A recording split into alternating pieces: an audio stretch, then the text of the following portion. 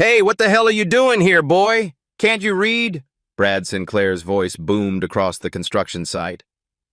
This trailer is for actual engineers, not whatever. This is. He gestured dismissively at Jamal Washington, then dramatically stepped sideways to physically block the trailer entrance. Brad's four colleagues snickered behind him. One muttered, "Probably can't even spell structural engineering." Jamal stood perfectly still, work tablet in hand, expensive leather portfolio tucked under his arm.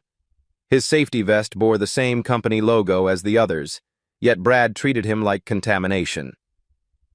"The maintenance shed is over there by the dumpsters," Brad continued, pointing with exaggerated slowness as if speaking to a child.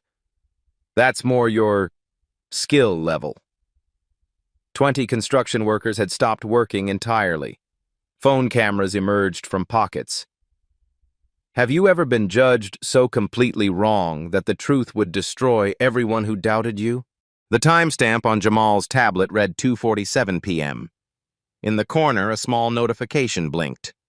Client arrival, 13 minutes. Brad's confidence grew with his audience. Tyler Moss, a junior engineer with prematurely thinning hair, stepped forward. "Seriously, what are you even doing here? This is a restricted area." "I need to verify the foundation specifications for Section C7, Jamal said quietly, his voice steady despite the circle forming around him. Brad laughed a harsh, grating sound.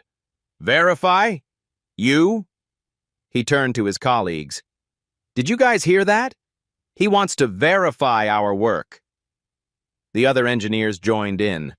Sarah Carter, the only woman in Brad's group, shook her head with theatrical disbelief. "That's rich. What's next? You're going to tell us how to do our jobs?" Jamal extended a work order toward Brad. The paper was official, bearing multiple signatures and the Nexus Tech logo. Brad glanced at it dismissively, then made a show of pulling out hand sanitizer. He squeezed a generous amount into his palm, rubbing vigorously. "Can't be too careful these days," he said loudly. "Don't know where that's been." The insult hit its mark. Several construction workers winced. A few pulled out phones, sensing something worth recording. Keisha Martinez, a crane operator taking her lunch break, opened Instagram Live. "Y'all need to see this disrespect happening right now," she whispered into her phone. The viewer count started at 0, then climbed. 15, 67, 124 viewers joined rapidly. Jamal remained calm, but his grip on the leather portfolio tightened slightly. Inside, a first-class boarding pass to Zurich peeked out Delta 1, Seat 2A. The engineering calculator clipped to his belt was a Texas Instruments Nspire CX2 $180, not the standard $20 models most workers carried. "Look, friend," Brad said, his tone dripping with false patience. "I don't know what game you're playing, but we have real work to do. Important work. The kind that requires actual education and credentials." Tyler nodded enthusiastically. "Yeah, like degrees from real universities. Not some community college certificate." "MIT, Jamal said quietly. "What?" Brad cupped his ear mockingly. "I said MIT. The engineers exchanged glances. Sarah rolled her eyes. "Sure you did, buddy. And I went to Harvard." "Actually, you went to Cal State Northridge," Jamal said, consulting his tablet.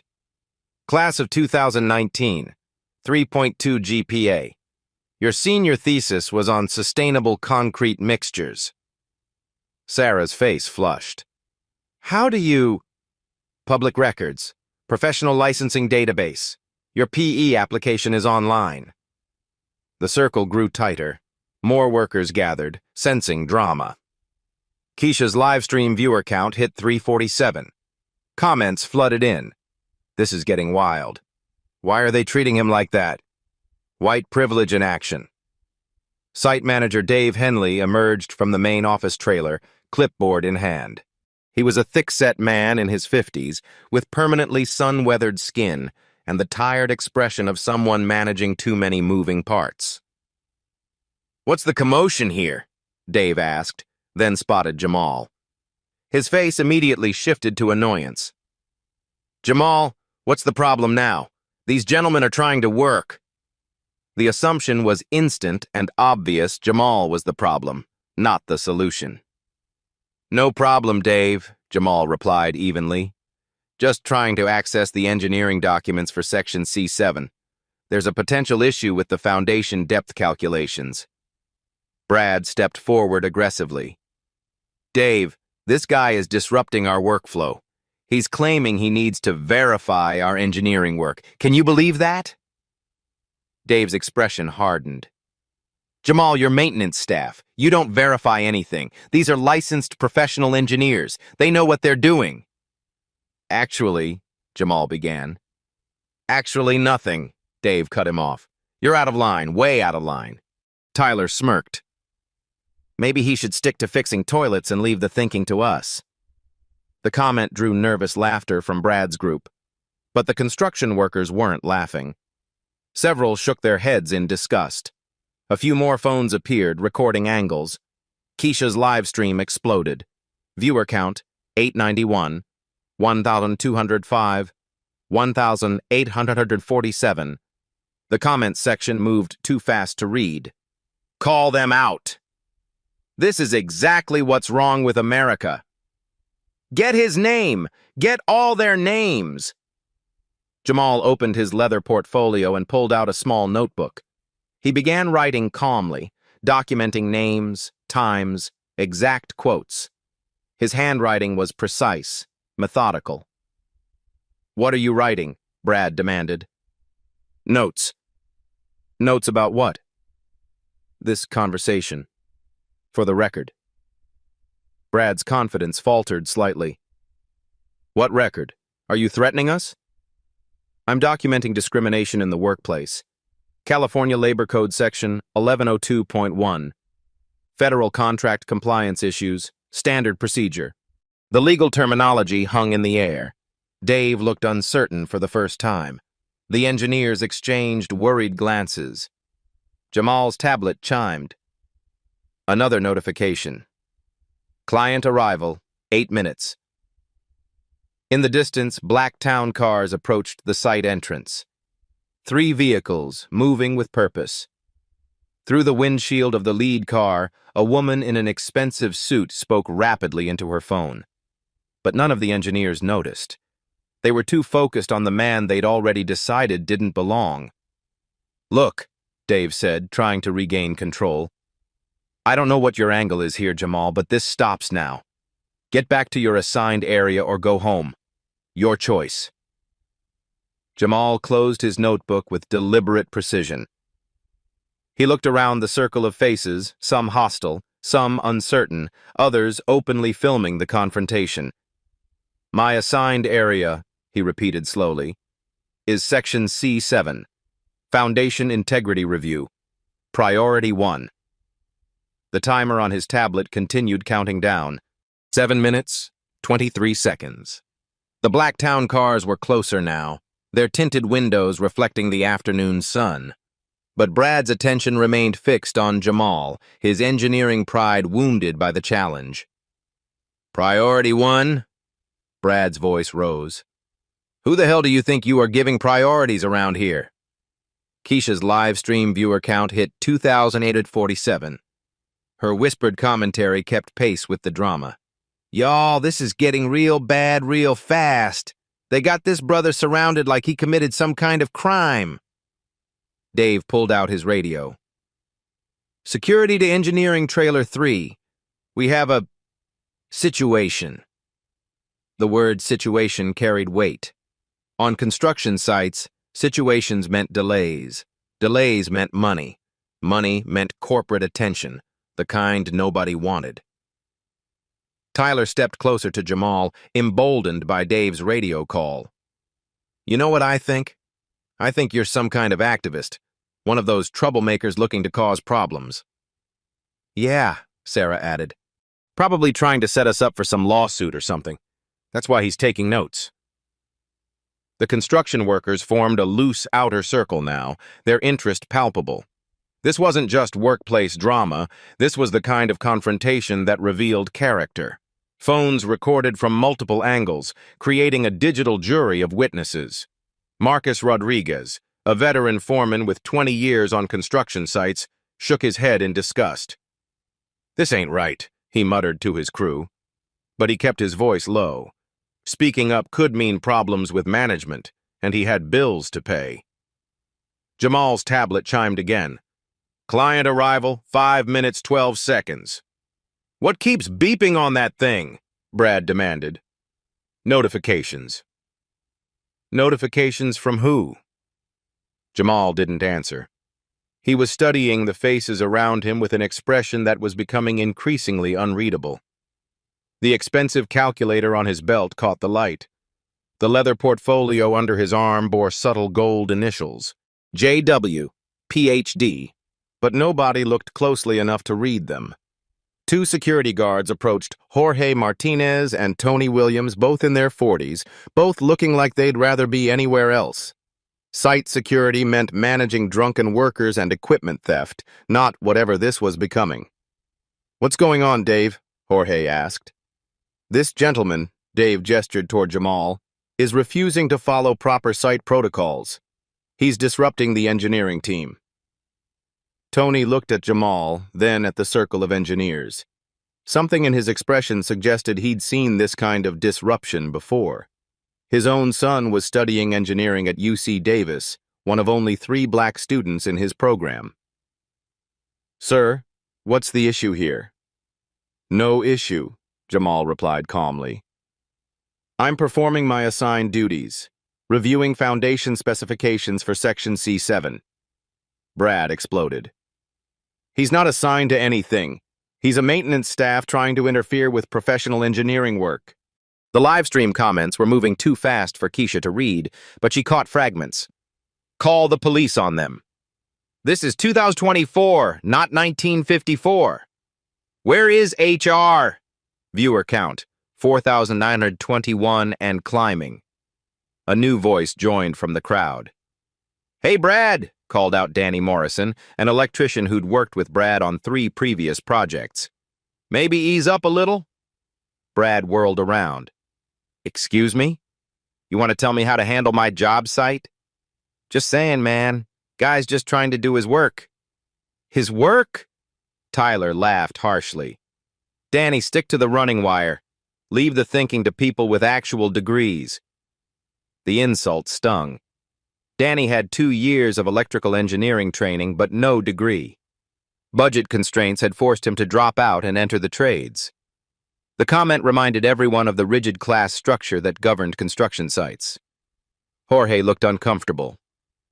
"Sir, do you have authorization to access those documents?"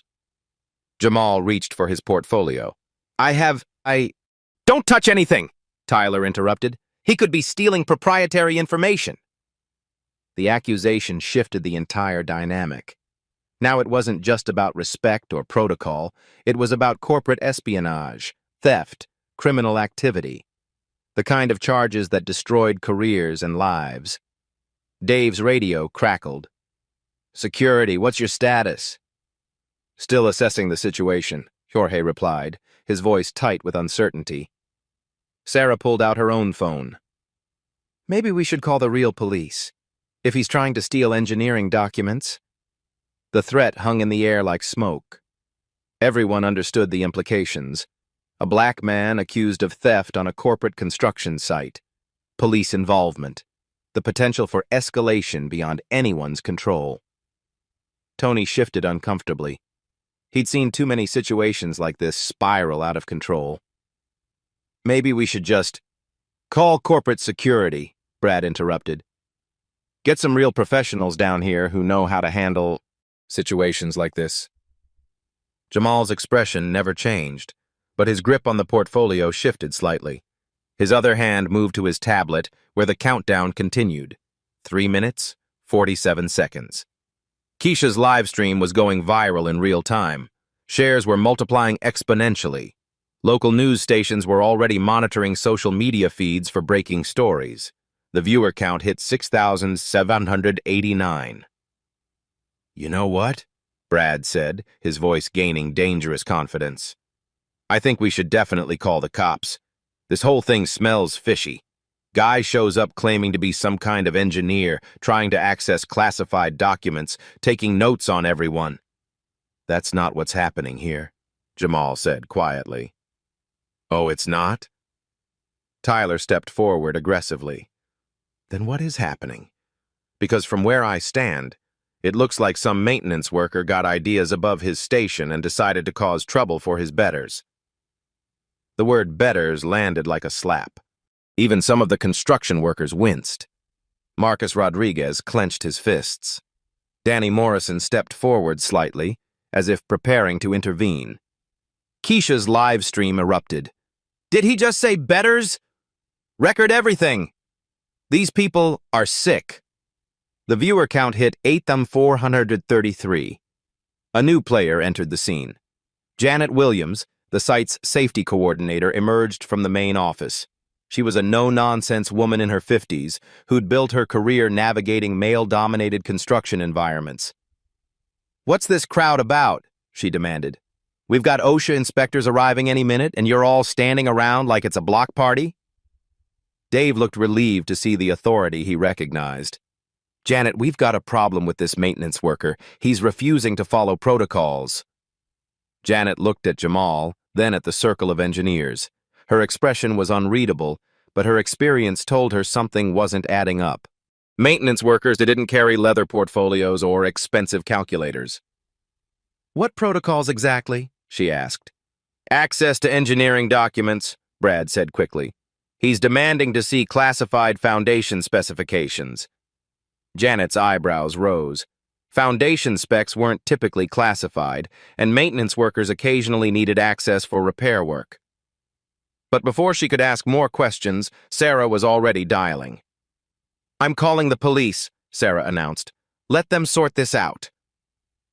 The 3 digits, 911, appeared on her phone screen. Tony, the second security guard, seemed increasingly uncomfortable with the direction of the confrontation. His hand moved to his own radio, uncertain whether to call for backup or try to de-escalate.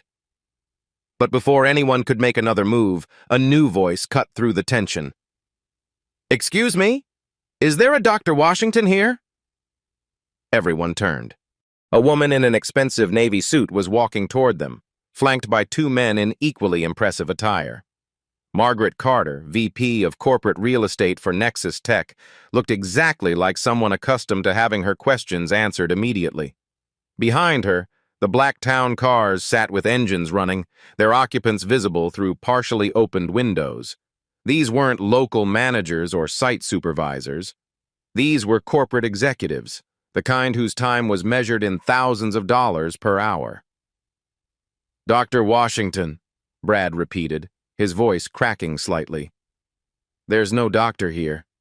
This is a construction site. Margaret's eyes swept the circle, clearly looking for someone who matched her expectations. Her gaze lingered on Brad, then Tyler, then Dave, then settled on Janet, the only other person in professional attire. I'm looking for Dr. Jamal Washington, she said, her voice carrying the authority of someone not accustomed to waiting. We have an urgent consultation scheduled regarding the foundation integrity issues. The silence stretched like a rubber band ready to snap. Keisha's phone trembled in her hands. Her viewer count had exploded to over 12,000. The comments section was pure chaos. Oh snap, oh snap, oh snap. Doctor? Plot twist incoming. Jamal's tablet chimed one final time. Client arrival, now. He looked at Margaret Carter, then at the circle of faces surrounding him. Brad's expression was shifting from confidence to confusion to something approaching panic. That would be me, Jamal said simply. The words dropped into the silence like stones into still water. The ripples spread outward, touching every face, every assumption, every carefully constructed hierarchy that had seemed so solid just moments before. Margaret's relief was visible. Dr. Washington, thank goodness. We need to discuss the foundation issue immediately. My team is here from headquarters specifically to... She stopped mid-sentence, finally noticing the crowd, the phones, the obvious tension crackling in the air like electricity before a storm. "Is everything all right here?" Brad's mouth opened and closed without sound. The confident engineer who'd been holding court minutes earlier now looked like a man watching his world tilt sideways.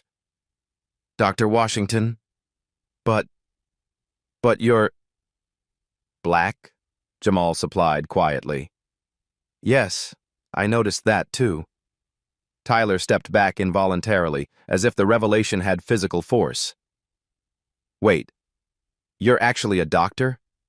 Like a real doctor?" The question revealed everything wrong with the last 30 minutes. The assumption that real doctors, real engineers, real professionals looked a certain way, came from certain backgrounds, fit certain expectations. Jamal opened his leather portfolio with deliberate precision. The first document he withdrew was laminated, official, bearing the MIT seal and his photograph. Doctor of Philosophy in Structural Engineering, Massachusetts Institute of Technology, 2015. Summa cum laude. Thesis: Advanced Computational Methods for Seismic-Resistant Foundation Design. Brad's face cycled through several colors as he processed the implications. MIT wasn't just any university. It was the university, the gold standard for engineering education, the kind of institution that produced the engineers who designed skyscrapers, bridges, and billion-dollar infrastructure projects. Sarah's phone, still displaying the 911 screen, trembled in her hand. That's impossible. You don't look like—" "Like what?" Jamal asked, his voice carrying a dangerous quiet. The silence stretched. Nobody wanted to finish that sentence out loud, but everyone understood what she meant. The image in their heads of what an MIT PhD looked like didn't match the man standing before them. The second document emerged from the portfolio. A professional engineer license from the state of California, license number CE4821S, Structural Engineering Specialty, valid through 2026. But this wasn't just any PE license. The designation showed advanced certifications in seismic engineering and high-rise construction. Dave's clipboard clattered to the ground. The sound echoed across the construction site like a gunshot. "Jesus Christ! You're the consulting engineer?" "One of them," Jamal corrected. "Principal consulting engineer, actually." Margaret Carter's confusion deepened as she absorbed the scene. Her eyes moved from Jamal to the circle of obviously hostile faces, to the phones recording everything, to the security guards standing awkwardly nearby. As a corporate executive, she'd developed an instinct for situations that could explode into lawsuits and PR disasters. This one was already there. "Dr. Washington, what exactly is happening here?" Keisha's live stream had exploded beyond anything she'd ever experienced. 15,847 viewers and climbing exponentially. The comments section was a blur of caps lock excitement, anger, and disbelief. "Yes, doctor, get them! MIT PhD, period T. These racists bout to get fired. I'm screaming this is insane.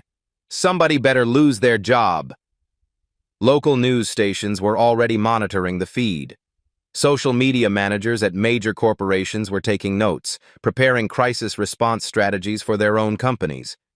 This was the kind of viral content that destroyed careers and changed corporate policies overnight. Jamal pulled out a third document, business cards, pristine and professional. Washington Structural Solutions, LLC. Dr. Jamal Washington, PE, Principal Engineer. The company logo was subtle but expensive, the kind of design that suggested serious money and serious connections. The address listed was in downtown San Francisco, the prestigious financial district where only successful firms could afford office space. "I've been trying to explain," Jamal said, handing a card to Margaret, "that Section C7 has critical foundation depth miscalculations. The current specifications will result in differential settling within 18 months of occupancy."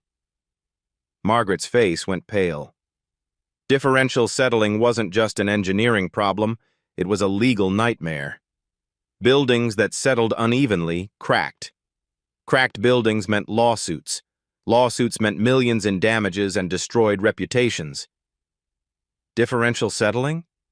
How much differential settling? Conservative estimate, 4 to 6 inches on the northeast corner, enough to crack load-bearing walls and compromise structural integrity. Worst-case scenario, we're looking at partial building evacuation and emergency retrofitting. The technical language cut through the drama like a scalpel. This wasn't just about hurt feelings or workplace politics anymore. This was about millions of dollars, potential lawsuits, possible building collapse, and the kind of engineering failure that ended careers. Brad found his voice, though it came out strangled and desperate. Dr. Washington, we had no idea. We thought. You thought what, exactly?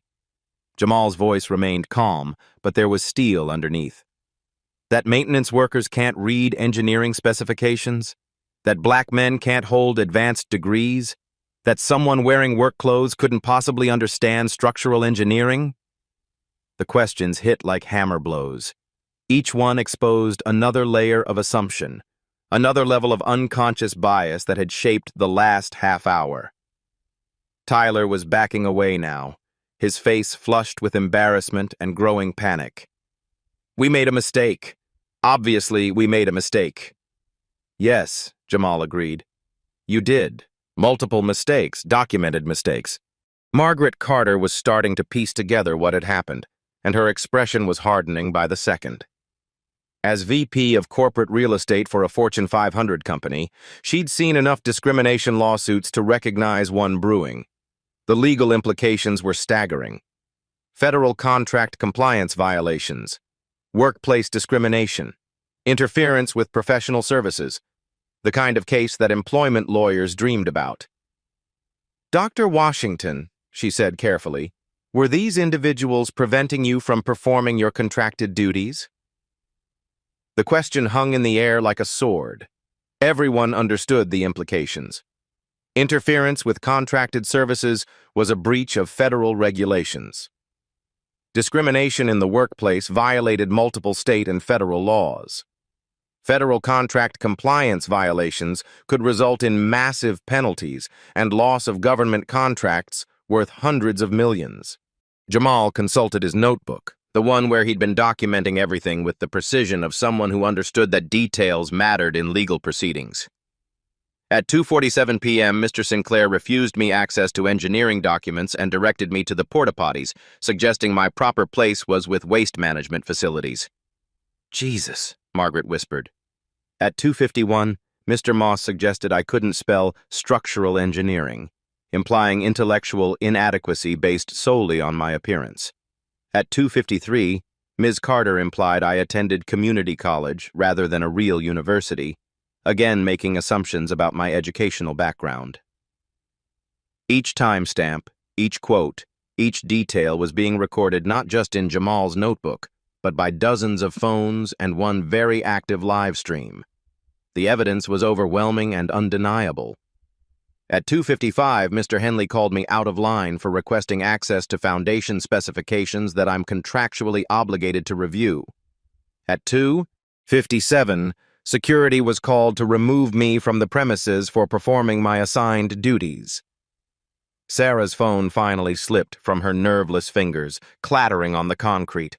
The 911 call she'd been about to make suddenly seemed like the worst idea in human history. Calling police on a black professional who was being discriminated against while trying to do his job? The optics alone could destroy her career. And at 2:59, Jamal continued, Mr. Moss referred to his colleagues as my betters, explicitly establishing a racial and social hierarchy. The word hit Margaret like a physical blow. As a Korean-American woman who'd climbed the corporate ladder in the male-dominated construction and real estate industries, she knew exactly what that kind of language meant. She'd heard similar words directed at her, felt the sting of being dismissed and underestimated.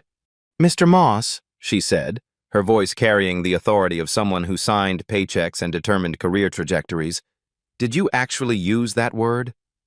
Tyler looked around desperately, seeking support that was no longer there.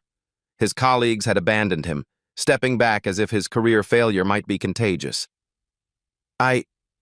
It was taken out of context. What context makes that word appropriate when addressing a professional colleague? Silence. The kind of silence that answered everything. Jorge, the security guard, was slowly realizing how badly this could go for everyone involved. His radio crackled. "Security? Status report?" Situation resolved," he replied weakly. But nothing was resolved. If anything, the revelation had made everything infinitely worse. What had started as workplace discrimination was now documented, viral, and legally actionable. Janet Williams, the safety coordinator, had been watching with growing horror.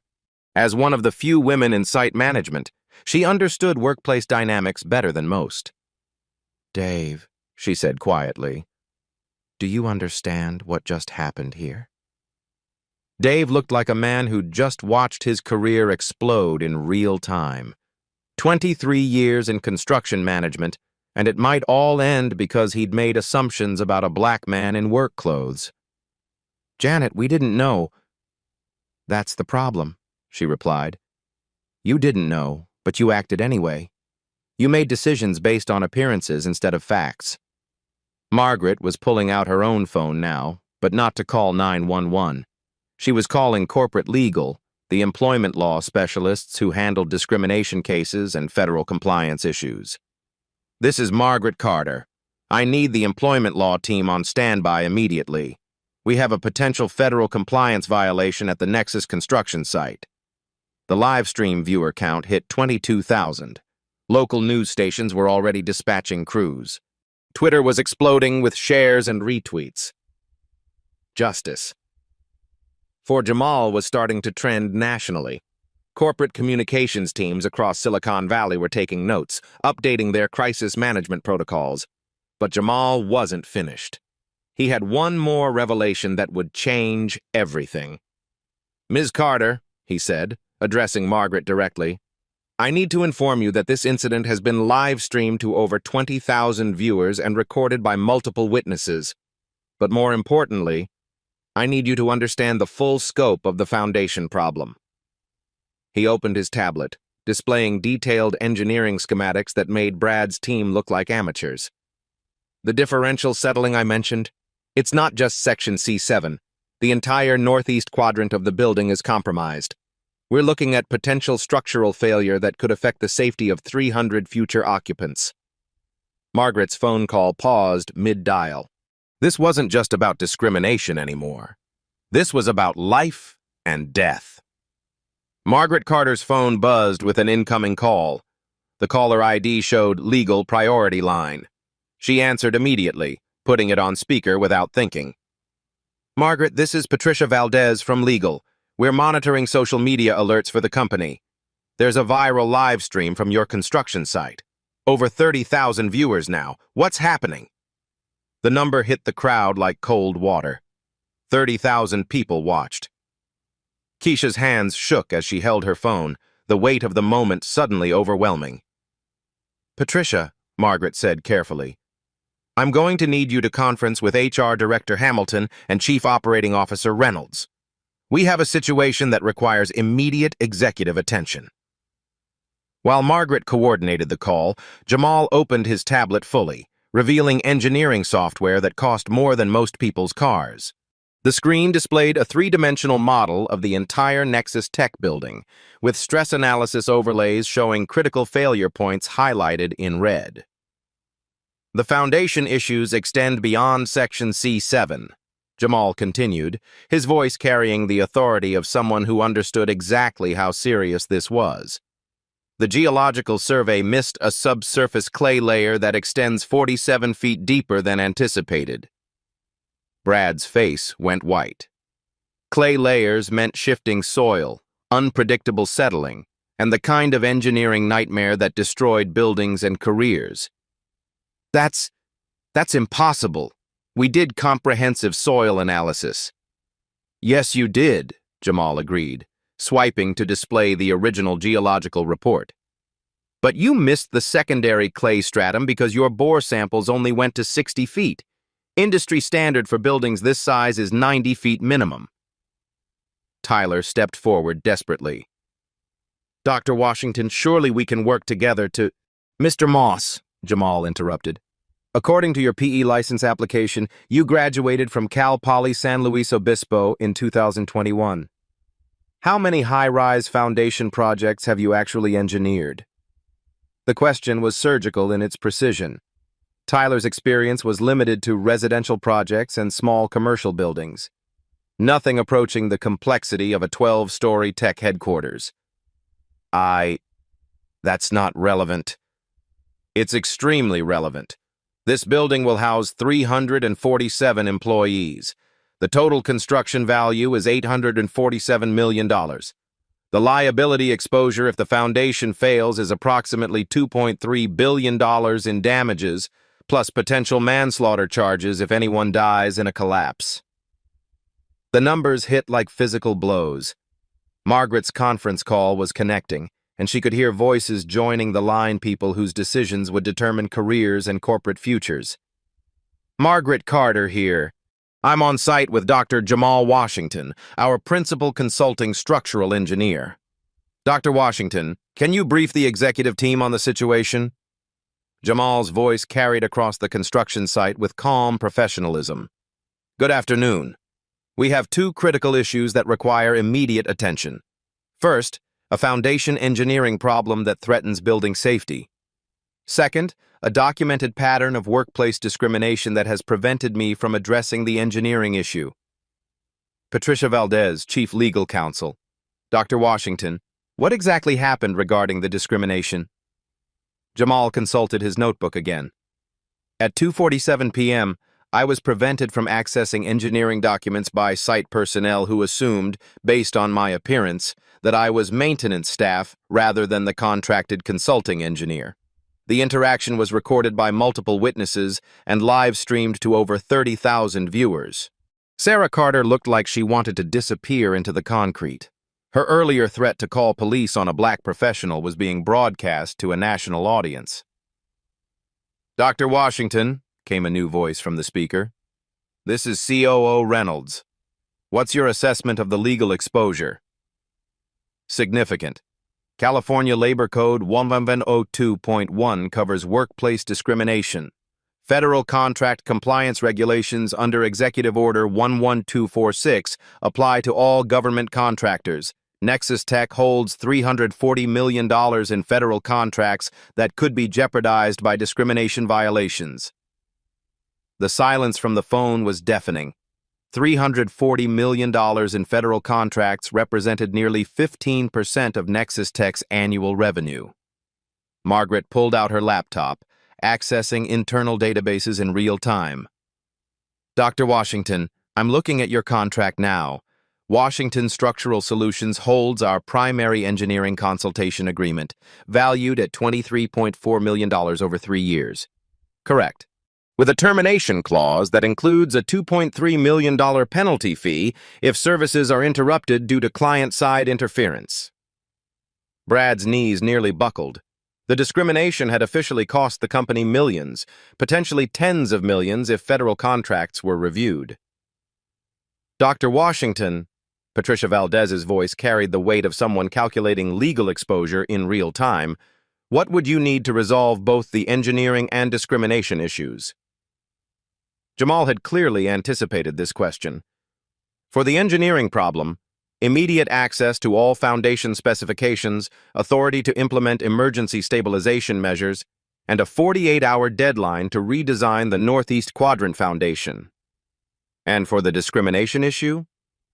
Immediate suspension of the personnel who interfered with contracted services, mandatory bias training for all site management, implementation of a real-time discrimination reporting system, public acknowledgement of the incident and commitment to policy changes.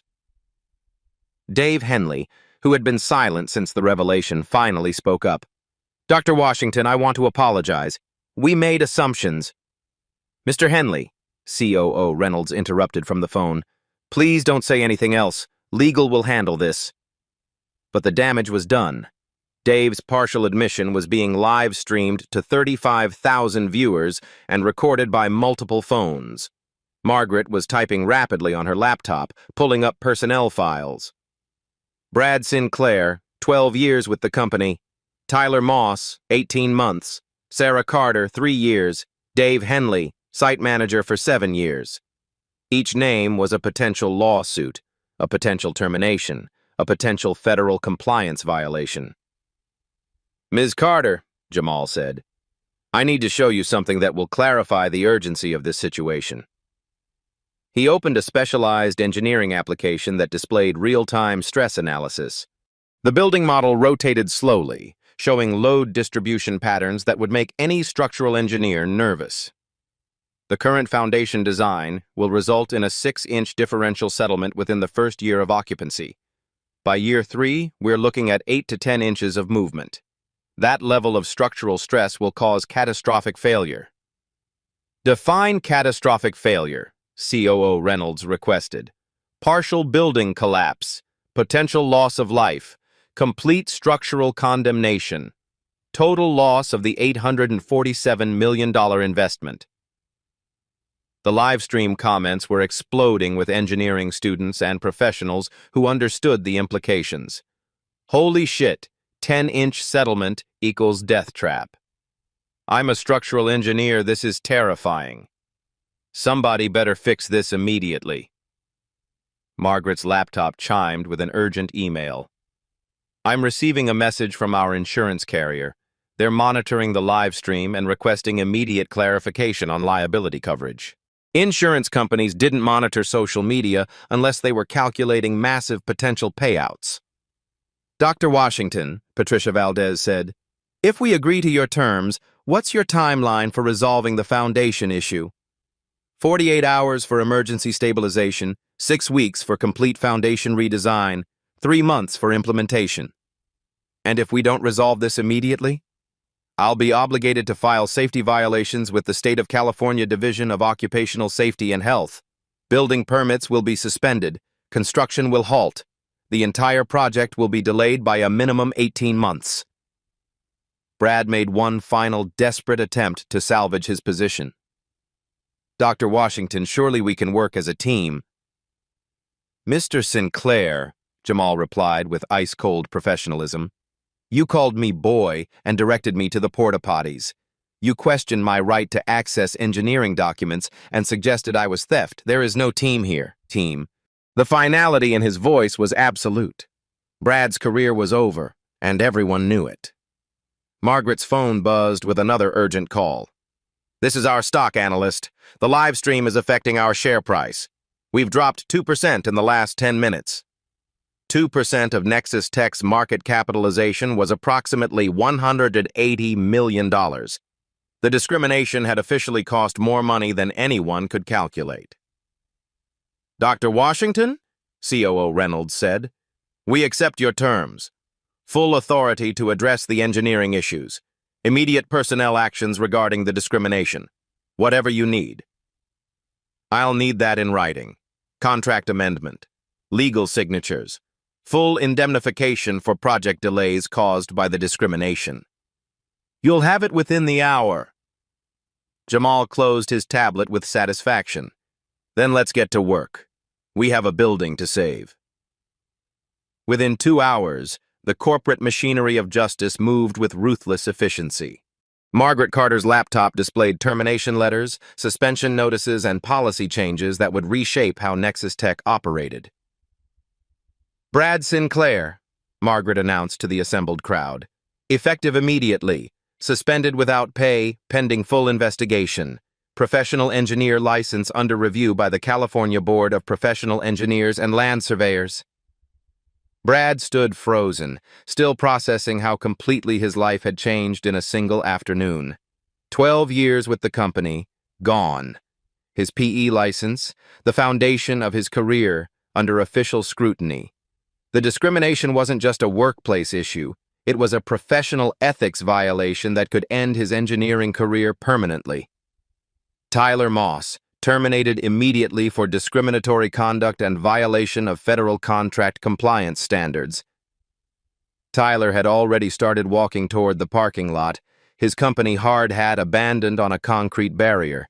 At 26, he'd have to explain this termination to every future employer. In the tight-knit engineering community, word traveled fast. Sarah Carter, mandatory 40-hour bias training, formal reprimand, 6-month probationary status. Sarah nodded numbly. She understood she was lucky to keep her job. Her near miss with calling police on Jamal could have destroyed her career entirely. Dave Henley, removed from site management, reassigned to office coordination pending completion of management sensitivity training. Dave accepted his demotion silently. 23 years in construction management, and he'd have to rebuild his reputation from scratch. Keisha's live stream had reached 47,000 viewers. The comments section celebrated each announcement. Justice served. By Brad. This is how you handle racism. But the personnel changes were just the beginning. Dr. Patricia Valdez had worked with corporate policy specialists to implement systematic reforms that would prevent future incidents. Effective immediately, Margaret continued, Nexus Tech is implementing the Respectful Workplace Initiative 2024. All construction sites will have mandatory bias training before personnel can access secure areas. Janet Williams, the safety coordinator, stepped forward with a tablet displaying the new protocol. We're launching an anonymous discrimination reporting app, real-time reporting with immediate escalation to corporate HR and legal departments. The app was already live, developed by Nexus Tech's internal software team in record time. Workers could report incidents instantly, with automatic documentation and corporate notification. Monthly diversity audits will be conducted on all construction sites, Margaret added. Zero-tolerance policy with automatic termination for discriminatory conduct. Jamal had spent the previous hour in the engineering trailer, working with supernatural focus to address the foundation crisis. His solution was elegant, innovative, and expensive, but it would save the building. The foundation issue, he announced, requires immediate installation of 47 micropile supports to stabilize the northeast quadrant. Cost, $3.2 million. Timeline, 6 weeks. Alternative cost of building failure, $847 million total loss. Margaret didn't hesitate. Approved. Whatever you need. The micropile solution was cutting-edge engineering that few firms could execute. Washington Structural Solutions had the expertise and equipment to implement it immediately, turning a potential disaster into a showcase of advanced construction techniques. Local news crews had arrived, interviewing construction workers about the incident. Marcus Rodriguez, the veteran foreman, summed up the general sentiment. Dr. Washington got treated wrong, but he handled it like a professional. Made us all think about how we see people. The engineering community was taking notice. MIT's alumni magazine contacted Jamal for an interview. The California Society of Professional Engineers requested him as keynote speaker for their annual conference. 3 major firms submitted competing proposals for expanded consulting relationships. But the most significant change was cultural. Word spread through the construction industry with lightning speed. The Washington standards became shorthand for professional respect regardless of appearance or background. Jamal's consulting firm, Washington Structural Solutions, saw immediate growth. Project inquiries increased 300% within a week. His specialization in foundation engineering and seismic safety made him one of the most sought-after consultants on the West Coast. The live stream had created unexpected educational opportunities. Engineering schools began using the incident in professional ethics courses. Corporate America took notice of unconscious bias in professional settings. HR departments nationwide updated their training materials. Sarah Carter, despite her probationary status, became an unexpected advocate for change. Her near mistake with the police call had shocked her into recognizing her own biases. She volunteered for additional training and began mentoring young engineers from underrepresented communities. Even Jorge and Tony, the security guards, attended voluntary bias training. Jorge's son at UC Davis called him after seeing news coverage. Dad, I'm proud you didn't escalate that situation. The financial impact rippled through Silicon Valley. Nexus Tech's stock price recovered within days, actually closing higher as investors recognized the company's decisive response to discrimination. The message was clear. Companies that addressed bias quickly and thoroughly would be rewarded. Jamal established a scholarship fund for minority engineering students, funded by his increased consulting revenue. The Washington Excellence Scholarship provided full tuition support for students pursuing structural engineering degrees. 3 months later, the Nexus Tech building stood as a monument to both engineering excellence and workplace justice. The Micropile Foundation system became a case study in innovative problem-solving. The discrimination response became a template for corporate America. 6 months after that pivotal afternoon, Dr. Jamal Washington stood before 300 engineering students at Stanford University, delivering the keynote address for the National Society of Black Engineers Conference. The auditorium was packed, with overflow crowds watching via live stream, a fitting medium for a story that had started with social media. Excellence, he told the audience, has no color, but ignorance has consequences. The Nexus Tech building had become a symbol of both engineering innovation and social progress. The Micropile Foundation system Jamal designed was featured in engineering journals worldwide. More importantly, the Washington Standards for Workplace Respect had been adopted by construction companies across 3 states. His consulting firm now employed 12 engineers, with offices in San Francisco, Los Angeles, and Seattle. The discrimination that was meant to diminish him had instead amplified his voice and expanded his influence. Keisha Martinez had parlayed her viral live stream into a career in social justice journalism. Her documentation of the incident became a textbook example of citizen journalism's power to create change. She still worked as a crane operator, but now also hosted a weekly podcast called Construction Truth, highlighting workplace equality issues. The ripple effects continued spreading through real-life stories across America. Corporate diversity training programs referenced the incident. Law schools used it as a case study in employment discrimination. Engineering ethics courses analyzed the professional obligations that were violated and upheld. Brad Sinclair had found work as a junior engineer at a small residential firm, his career permanently altered. The California Board of Professional Engineers had issued a formal censure, requiring additional ethics training before license reinstatement. The consequences were real, lasting, and deserved. Tyler Moss had left engineering entirely, working in his family's restaurant business. Sometimes consequences redirect lives toward better paths. Sarah Carter had emerged as an unexpected advocate for change. Her mandatory training had evolved into voluntary leadership in diversity initiatives. She'd become living proof that people could recognize their biases and choose growth over defensiveness. Margaret Carter received a promotion to senior vice president, partially based on her decisive handling of the discrimination crisis. Nexus Tech's employee satisfaction scores had improved dramatically, and their federal contracts had been renewed without question. The touching stories weren't limited to individual transformations. The incident had sparked conversations in living rooms, classrooms, and boardrooms across America. Children asked their parents about fairness and assumptions. Students challenged their professors about bias in technical fields. Executives examined their hiring practices and workplace cultures. Black stories like Jamal's resonated because they revealed universal truths about dignity, respect, and the power of competence to overcome prejudice. The live stream had become required viewing in some corporate training programs, a stark reminder that assumptions could destroy careers and companies. Engineering schools reported increased enrollment among students of color, inspired by seeing a black professional triumph through intelligence rather than confrontation. The scholarship fund Jamal established had already supported 47 students pursuing engineering degrees. The foundation of the Nexus Tech building remained perfectly stable, a testament to expertise over assumption. But the real foundation that had been built was stronger. A framework for recognizing talent regardless of appearance, for respecting competence over conformity. Dr. Jamal Washington proved that when bias meets brilliance, truth always wins.